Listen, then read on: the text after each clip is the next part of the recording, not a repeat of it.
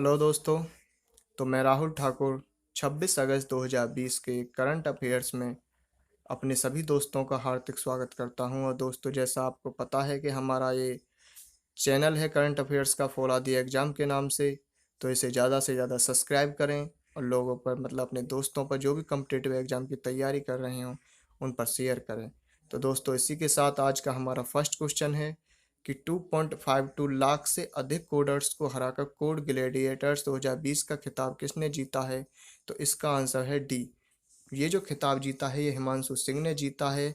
यह एक भारतीय प्रौद्योगिकी संस्थान BHU वाराणसी से स्नातक हैं, जो वर्तमान में बेंगलुरु की एक IT कंपनी में काम कर रहे हैं। तो कोड ग्लैडिएटर्स टेकिंग द्वारा होस्ट किया गया एक कोडिंग विलक्षण रचना है। और दोस्तों, इसी के साथ हमारा नेक्स्ट क्वेश्चन है, सेकंड नंबर का क्वेश्चन है कि ये गिग ए अपॉर्चुनिटीज पहल किस बैंक द्वारा शुरू की गई है? गिग ए अपॉर्चुनिटीज पहल किस बैंक द्वारा शुरू की गई है? तो इसका आंसर है दोस्तों हमारा ए।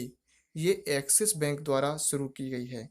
तो ये से एक्सिस बैंक द्वारा यह एक वैकल्पिक कार्य मॉडल के लिए लचीलापन, समावेशिता और विविधता एवं विकास के आश्वासन के साथ बैंक की ओर कुशल प्रतिभाओं को आकर्षित करने का एक मंच है। मतलब इस पहल के साथ जो भी लोग इसमें एक्सिस बैंक में काम करने के इच्छुक हैं वो अगले एक वर्ष में 1000 लोगों को नियुक्त करने का इसका लक्ष्य है।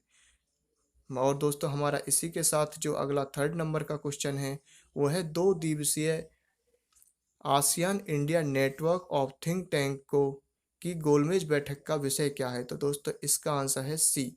ASEAN ASEAN India strengthening partnership in the post COVID era. और दोस्तों, इसी के साथ जो हमारा फोर्थ नंबर का क्वेश्चन है वो है आपूर्ति श्रृंखला लचीलापन, सप्लाई चेन रेजिलिएशन पहल की शुरुआत के लिए कौन सा देश भारत और जापान के साथ साझेदारी करेगा? तो दोस्तों, इसका आंसर है बी, हमारा ऑस्ट्रेलिया। तो ऑस्ट्रेलिया इस जापानी प्रस्ताव का उद्देश्य दोगुना एक प्रत्यक्ष विदेशी को आकर्षित करने के लिए इंडो पैसिफिक को एक आर्थिक महाशक्ति में बदलना है और दूसरा भागीदार देशों के बीच परस्पर पूरक संबंध स्थापित करना है। तो दोस्तों, ऑस्ट्रेलिया की कैपिटल कैनबरा है, इसकी करेंसी है ऑस्ट्रेलियन डॉलर और इसके जो प्राइम मिनिस्टर हैं स्कॉट मॉरिसन। और दोस्तों, इसी के साथ हमारा फिफ्थ नंबर का जो क्वेश्चन है वो है किस मंत्रालय ने स्वर्ण हॉलमार्किंग केंद्रों के पंजीकरण और नवीनीकरण के लिए ऑनलाइन प्रणाली शुरू की है? तो इसका आंसर है बी, उपभोक्ता मामले, खाद्य और सार्वजनिक वितरण मंत्रालय के द्वारा।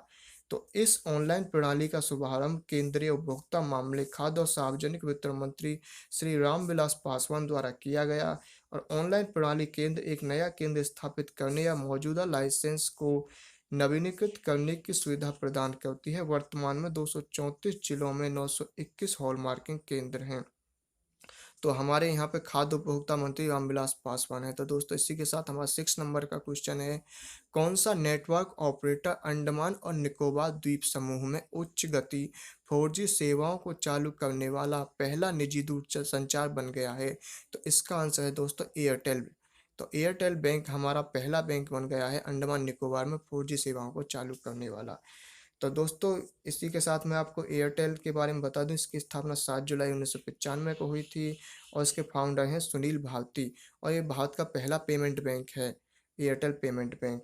तो पीएम नरेंद्र मोदी द्वारा वीडियो कॉन्फ्रेंसिंग के द्वारा इसकी चेन्नई पोर्ट और इसको पोर्ट ब्लेयर को जोड़ने के लिए इस सेवा शुरुआत की गई है। उसी के साथ हमारा 7 नंबर का क्वेश्चन है किस संस्था ने शिव नादर विश्वविद्यालय के सहयोग से पर्यावरण के अनुकूल लिथियम बैटरी विकसित की है? तो इसका आंसर है सी, IIT बॉम्बे।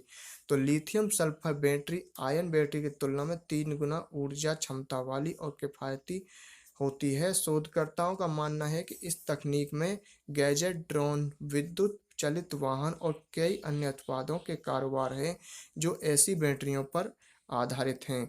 मतलब ये जो पहल शुरू की गई है ये हमारी शिव नादर के साथ मिलकर IIT बॉम्बे ने स्टार्टिंग की है। तो दोस्तों, इसी के साथ हमारा नेक्स्ट क्वेश्चन है 8 नंबर का क्वेश्चन, भारतीय स्टेट बैंक के प्रबंध निदेशक के रूप में किसे नियुक्त किया गया है? तो दोस्तों, इसका आंसर है हमारा सी, अश्वनी भाटिया को।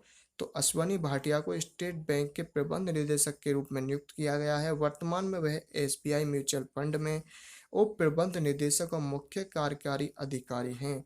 उन्हें उनकी सेवानिवृत्ति की तारीख 31 मई 2020 तक प्रबंध निदेशक के रूप में नियुक्त किया गया है।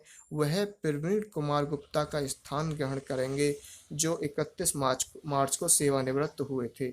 और दोस्तों, हमारा 9th नंबर का जो नेक्स्ट क्वेश्चन है वो है, निम्नलिखित में से किस खिलाड़ी ने तीरंदाजी के क्षेत्र में अर्जुन पुरस्कार जीता है? तो इसका आंसर है डी, ये अतनु कुमार दास ने जीता है। तो दोस्तों, अतनु दास को अर्जुन पुरस्कार मिला है अभी फिलहाल में। यह भारत का अर्जुन पुरस्कार प्राप्त करने वाले 17वें तीरंदाज बन गए हैं। अतनु कुमार दास टोक्यो में अपने दूसरे ओलंपिक में भारत का प्रतिनिधित्व करेंगे। इन्होंने 2013 में दीपिका कुमारी के साथ विश्व कप मिश्रित टीम में कांस्य पदक जीता था। इनकी प्रेजेंट विश्व रैंकिंग जो है, मतलब पूरे वर्ल्ड में जो इनकी रैंकिंग है वो है 22, मतलब ये फिलहाल में अब 22 नंबर पर हैं। तो दोस्तों, इसी के साथ हमारा जो 10th नंबर का लास्ट क्वेश्चन है वो है, US India strategic partnership forum 2020 leadership award से किसे सम्मानित किया जाएगा? तो दोस्तों, इसका आंसर है बी, शांतनु नारायण और आनंद महिंद्रा। तो शांतनु नारायण हमारे एडोब के अध्यक्ष हैं और आनंद महिंद्रा हैं महिंद्रा ग्रुप के अध्यक्ष। तो दोस्तों, यह पुरस्कार अमेरिका भारत द्विपक्षीय संबंधों को बढ़ावा देने के लिए प्रतिवर्ष दिया जाता है। यह कार्यक्रम 3 सितंबर को समाप्त होगा और इसमें US India strategic partnership forum USISPF के सदस्यों के बीच रणनीतिक चर्चा होगी। तो दोस्तों, इसी के साथ हमारा 10 नंबर का ये था। यूट्यूब पे जो हम रोज़ वीडियो डालते हैं वो 10 क्वेश्चन का ही डालते हैं। और दोस्तों, इसी के साथ मेरा आपसे एक रिक्वेस्ट है कि हमारे इस exam channel follow the exam को ज़्यादा से ज़्यादा सब्सक्राइब करें और अपने दोस्तों पर शेयर करें।